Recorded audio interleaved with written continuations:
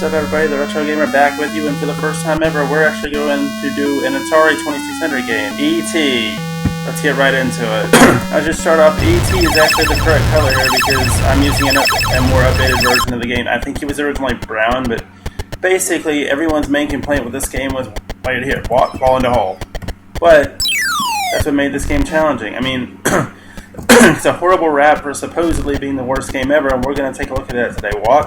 Fall and hold, but I found a piece, and a little bit later you'll see how I use these holes. But some of these holes you can actually find pieces in them. So it's like they put the holes here deliberately to help you find the pieces. And there's another piece. So once you spell ET, you can go back to the call zone, but you got to know where that is.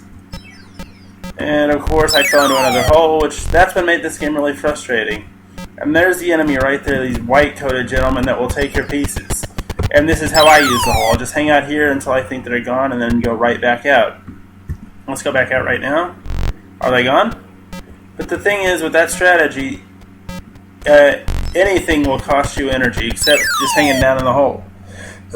Basically, the hole is there for whatever reason, but for the most part it does include pieces, but sometimes they're just blank, empty abysses that you can go into to get yourself away from the enemy here. Now, wait a minute. Let's see that again. I thought I had just fallen right through the floor here, but as a favorite reviewer of mine said, I don't think this is the worst game of all time, but it's falling into hole stuff, though. And there's another piece. And I can't pick it up.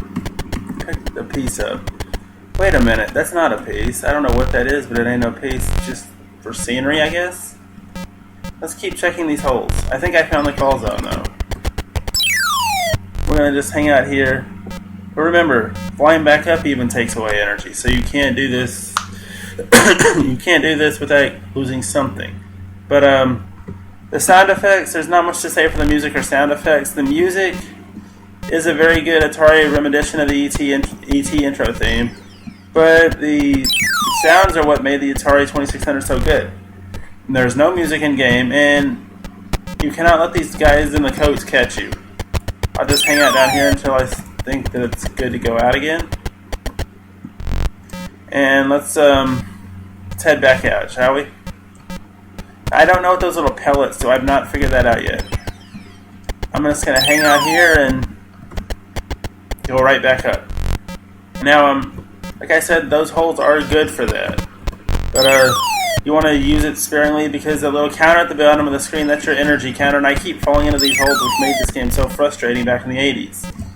Now, the Atari landfill story.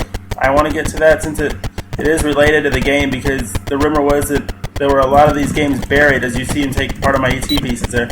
A lot of these games were buried in the desert in Alamogordo, New Mexico, and there were two movies that actually helped prove that. The Angry Video Game Nerd movie actually helped prove that, as did Atari Game Over. And it wasn't just this that was buried, but I'll get into that another time.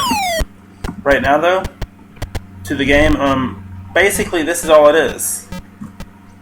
I have not gotten all the way through it yet, so I don't know. Wait, there's a piece. Now, once they take your pieces, you have to go collect them all again. And the cool thing about this game is they're always in different spots. And it looks like I was stuck, but I'm not. But all the parts are usually in different places. So what you want to do is you want to keep looking around until you find everything. But if you run out of, if that little counter at the bottom of the screen hits quadruple zero, the game is over. And basically, back to the story I was going to tell. The games are buried there, apparently.